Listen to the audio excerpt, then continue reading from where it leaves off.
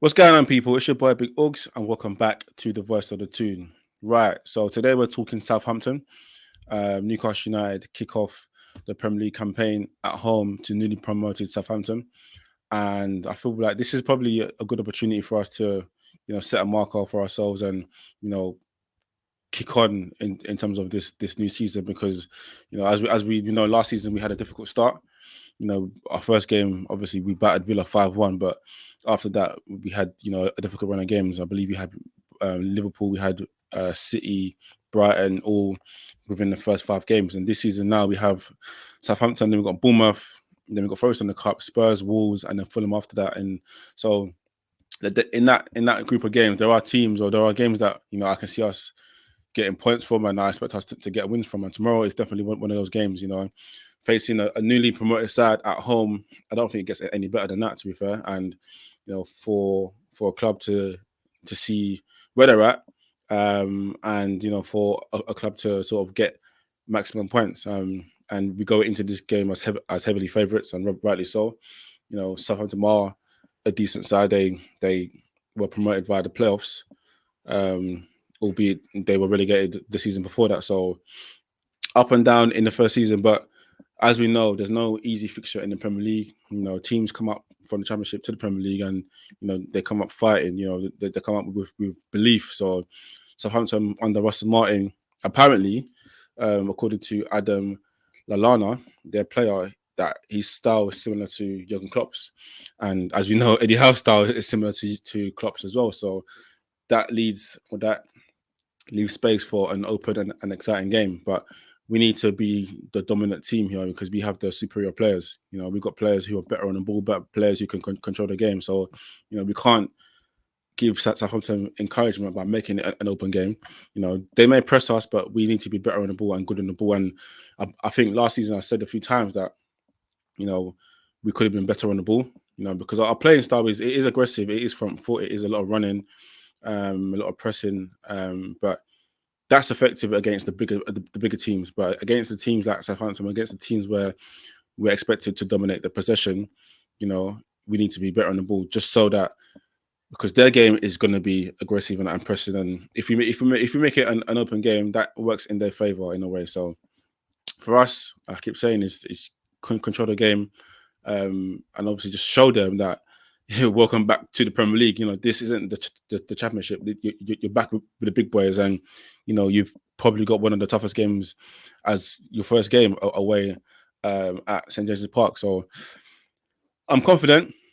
After seeing how we performed in preseason, I think we had a good preseason. Eddie Howe spoke on our preseason, and I think playing the games we played, and obviously the Cellar Cup especially, was a good indication of where the team's at. And Eddie Howe had this to say on the preseason. Let me just get it up. Yeah, he says it's been intense. Sort of the preseason has been intense. The lads have worked really hard and really well. There's always a great feeling before the start of the season, and we've had a good preseason and we're in good shape. So, and you could sort of see that, anyways. Especially in the game against Girona, the boys look sharp. Playing aggressive football, as we know. Having Joelinton back in the midfield is very, very key for us. He was injured for majority of last season, and he's key to how we play. With the way we play, if you're missing one key component of that, it affects the whole squad, or the whole team, because then guys are unsure, and maybe when it's time to press, people don't press at the same time, and then there's gaps and there's spaces, and that's how we sort of suffered last season. So to have Big Joe back and to have him have a full preseason off the back of signing a new contract and a new deal, for us is a massive plus. So I'm looking forward to seeing the players like who impressed in preseason, like players like Jacob Murphy, who I'd assume would be getting the start, because that right wing role has probably been vacant, and Jacob Murphy is probably one of the two that had a very good preseason, him and Lewis Hall. So I'd think Jacob Murphy will be itching to go, to sort of prove a point, to say, hey, Gaffer, you don't need a right winger. I'm here. I could be your right winger. You can trust me, even though I do appreciate that, and we've seen Eddie Howe, improve players of the past and players he probably wouldn't expect to, and Jacob Murphy could be that person this season where he raises his level due to the Eddie Howe's management. But I still like us to go out and get a right winger, because then obviously that increases the squad depth, and that increases competition for places. So Eddie Howe also, I was speaking on the start of the season, and he says he'd prefer to come from that dark horse, that's not fancied narrative, and to try and prove people wrong. That's what we've always done here. The ultimate goal is to lift the trophy, or trophies, on a consistent basis. That has to be Newcastle's aim from now onward. So Eddie Howe's spoken. What the goal is. Is this season the aim is to get a trophy. Last season we were pretty close, losing to Chelsea in the League Cup, and obviously getting beaten by Man City in the FA Cup. But I feel like that League Cup was probably a missed opportunity, because Chelsea, I think they went on to go play Middlesbrough in the semi-final, so that could have been us, and we could have been in the final. And you just never know what happens. But this season, and obviously the season before that, losing in the final. So this season, would hope, with no European football to distract us, it's just the league now, and the two domestic cups. We can focus on the cup, probably put out stronger teams in the cup, to help us get it into those later stages. And as long as we keep knocking on the door, keep putting ourselves in positions where we're in the last 4 or the last 8, eventually we're going to get used to that environment, and just get over that line. So it's clear to see that the intention this season is to win a cup, but also in the league as well, to be very consistent, because last season I feel like we suffered because of the injuries that made us inconsistent. 1 week would get the winner, and then the next week we're losing to Luton and Forest in the league, both at home as well. So in the same week as well. So I feel like because of the injuries we had, and playing in European football and having to play the same players for 6 or 7 games, that led us to probably be inconsistent throughout the rest of the season. So hopefully we can avoid injuries this season. Obviously, it's football, players get injured, but hopefully we can avoid the level of injuries we had last season. And we can see some consistency from the team. Talking about injuries ahead of the game tomorrow, Callum Wilson, as we know, he's made out of glass. Eddie Howe says Callum Wilson will miss the first few games. I don't believe Eddie Howe when it comes to Callum Wilson's injury news. He said at the end of last season that he was working to getting back to match fitness, but we didn't see him again.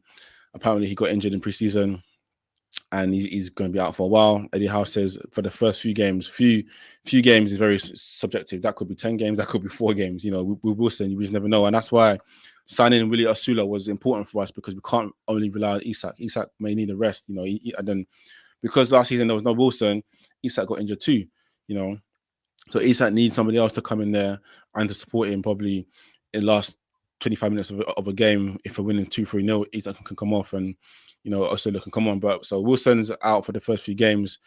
Eddie Howe says he's making really good progress. He's really feels good and wants to push a bit faster, but we're just trying to manage him. Yeah, manage him, please, because the guy's made out of glass, and I would ideally like to sell him, but you can't sell somebody that nobody wants. So because of the injury record, don't get me wrong, he's a great goal scorer. He's been for us a great servant, but you just can't rely on him. And we're at that stage now, 3 years into Eddie Howe's 3-4 years into his period as a Newcastle manager.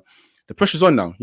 People are looking at Newcastle now, because obviously there's been changes above on the board, and people now are thinking, is Eddie Howe under pressure? So we can't be having players like Wilson, as the first or second choice striker. So Wilson will be out, and also I believe Joe Willock is not ready to play the game. So that's the big injury news. I know, as we know, Botman will be out long term, and Lascelles. So but there's a good vibe, a good feel about the game tomorrow, and about going into the season. I'm excited, to be fair, as long as we control the possession, and we don't encourage Southampton to make it an open game. I don't see why not. We can't make this 2-3-0. So the team, I'll do Nick Pope in goal. It would be good to see him back, as we know he missed most of last season with an injury. Trippier or Livramento is a good question. Trippier was out with England in the summer. Didn't really have a full preseason with us. So for that reason, the team I'll do is Livramento. playing against his former side. In defence, Fabian Shaw, Dan Burn, left centre back, and because I don't want to see Dan Burn again. This season at left back, so Dan Burn left centre back and left back. I think Lewis Hall deserves a starting lineup because of how well he played in preseason, and you can see that now he understands what Eddie Howe expects of him. And the only way he's going to learn is by playing games and by playing matches at the highest level. So, and this is a good opportunity, playing against a newly promoted side. Yes, we are expected to win, but the quality isn't of Man City's level. He's not really going to get exposed too much. You'd hope so against Southampton. So this for me would be a good introduction to a new season to say we're going to use you more than we did last season. Here is your start. Show us what you can do. So that will be my defense. Midfield, Bruno, Joelinton, those two. I'm glad to see Big Joe back. And I'd have Longstaff in there. Willock's injured, so Longstaff will be there. And again, this is why we need to sign probably another centre mid man, because Willock's been injured. He's got his issues, of recent. So, and obviously we sold Anderson. We still don't have Sandro yet, so we're still light in midfield. Don't get me wrong. And Miley's out still as well, so we're still light in there. I'd hope we sign a new centre mid to add more bodies in there. And in the attacking areas, of course, Anthony Gordon, who was away with England but didn't really get many minutes, so he's probably sharp. And then Kiliman Isak up top, and on the right, Jacob Murphy. So that's the team I'll do. Predictions, I'm going to predict a 2-0 comfortable win. Jacob Murphy and Kiliman Isak to score. That's what I'm going for. 2-0 Newcastle United against newly promoted Southampton. And we sort of kickstart the season with 3 points. So that's that. Now on to Marc Guehi. So as we know, Newcastle's latest bid, according to the Telegraph, for Marc Guehi, is still not high enough for Palace to contemplate a sell. Apparently, we offered them around 65 million, which is what they've been asking for. And apparently, I'm not saying it's true, but this is what has been reported, that the 4th bid is rejected. And this is what I feared. This is what I was talking about in my previous video, where I said, we may end up looking silly because of how we've approached it. Don't get me wrong, I'm not annoyed at the fact that we're spending that much money on Marc Guehi. I think he's a good young player. He had a good summer with England, and he's proven his worth, he's proven his value, and he walks straight into the team. He improves our defense. He fits the profile. He's a good character to have in the dressing room, and he's easy to work with. And he's also a leader, and good on the ball. Like I said, fits the profile. So I'm not mad at the fact that Newcastle United will be looking to pay 65 million for Marc Guehi. The problem is here, like I said in my last video, is our approach to it. And the approach to it, when Palace have been in a strong position, we starting off low, trying to haggle and trying to negotiate, when Palace have made it clear this is the price, right? And like I say, in previous or in other deals, it's always good to negotiate, but because Palace don't need to sell him, the ball is in their court. Marc Guehi is not the sort of character to kick up a fuss, and he had such a exceptional summer. Also, the fact that just 20% goes to Chelsea if he does leave Palace, Palace can dictate what they want. So now, because we started off low, increase, wasted everyone's time. Now Palace has apparently rejected that offer and now are saying they're looking for an offer between 65 to 70 million now. So, I hate to be the guy that says I told you so, but I kind of told you so, because now we're in that territory now where, because clubs now can see that we can, or they can see that eventually we'll get there, or we could reach their evaluation after 3-4 bids. It's now in their court to decide, you know what, let's milk them, let's add an extra 5 million. But I said from before, it's time to walk away, and not because I don't rate Marc Guehi. I really rate Marc Guehi. Walk away because of how we've approached it. This is our mistake. If we just went in and offered them what they wanted on this occasion, we would not be in this mess. We would not be in this position. So, it's things for us to learn from. So apparently this Marc Guehi 4th offer has been rejected, or it's been looking like it's going to be rejected. a day before the start of the season. It's not a good look, man. It's not a good look.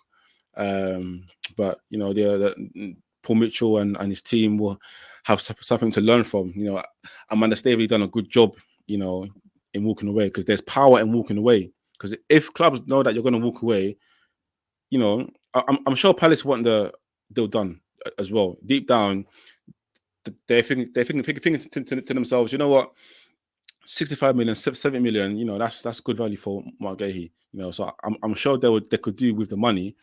But now that we've allowed them to dictate and dictate and dictate and dictate, and this is where, you know, we are in the position we're in. If we have walked away initially and shown them, okay, fine, you need us as much as we need you, probably their approach wouldn't have been this way. So that's the latest on Marc Guehi, and that's my thoughts on the game tomorrow. Let me know in the comments what you think the score is going to be tomorrow. Who do you think is going to start? And let me know your thoughts on this Marc Guehi saga as it continues a day before the season starts. It's your boy Big Ogs. Thank you for watching, and I'll see you in the next video. I'm out.